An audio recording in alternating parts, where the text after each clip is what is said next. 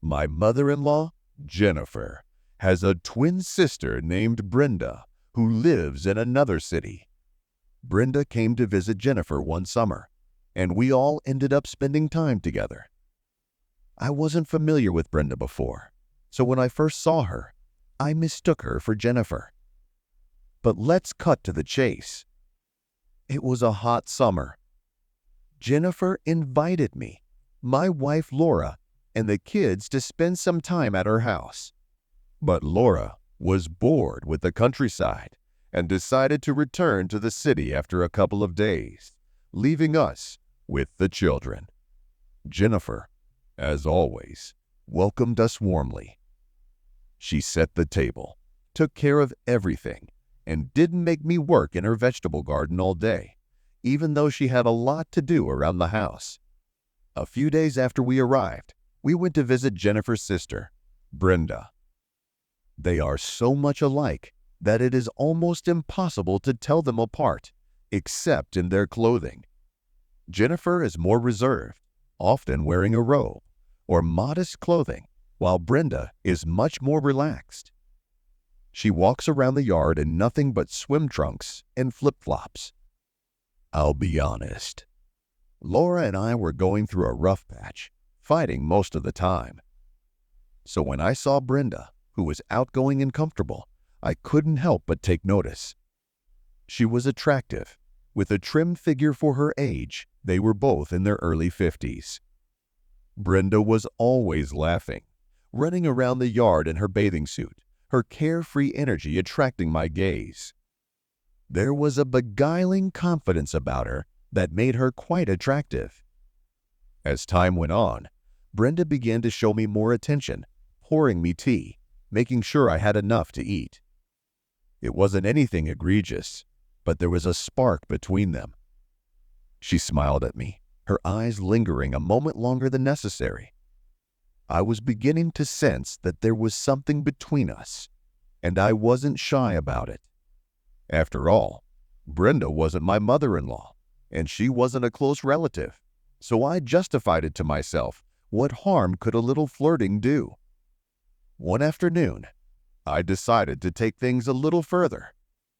Brenda was sunbathing by the river, and we found ourselves alone. I suggested we find a secluded spot, and Brenda smiled, as if she had been waiting for the suggestion all along. There was an old barn in the yard, a flimsy little structure, but we had enough privacy. We managed to exchange kisses a couple times, which only fueled the tension between us. Eventually, we devised a plan. One evening, Brenda and I decided to meet in the barn. The day was unbearably hot, and everyone was trying to sleep in the house. I told Jennifer that I was going to spend the night in the barn to get some fresh air, and she didn't hesitate. I didn't realize that the day I was at the river, Jennifer and Brenda were arguing about something that led to them switching places for the night. That evening when I returned from the river, it was already dark. I looked into the house and saw someone sitting at the table. I thought it was Brenda, but it was actually Jennifer. Without thinking, I headed towards the barn and excitement swept over me. I stepped inside, and in the dim light, I saw someone curled up on a mattress. Thinking it was Brenda, I didn't hesitate. I moved toward her, and without further ado, things started to escalate. It wasn't until the light from outside fell on her face that I realized it wasn't Brenda. It was Jennifer. I was stunned. My mouth was open. I couldn't realize what had just happened. Jennifer looked equally shocked. We both hurried out of the barn, heading in different directions, neither of us knowing what to say. The next morning, the awkwardness was palpable. We crossed paths in the kitchen, and Jennifer avoided my gaze, clearly shaken by the whole ordeal. Brenda sat at the table with a frustrated look, refusing to even glance in my direction. I couldn't help but laugh at the absurdity of it, They'd switched places without telling me, and now they were both upset with me, as if it was all my fault. To make matters worse, Laura suddenly decided to come back from the city. She said she was tired of being alone and wanted to be with us. Brenda, on the other hand, had become distant.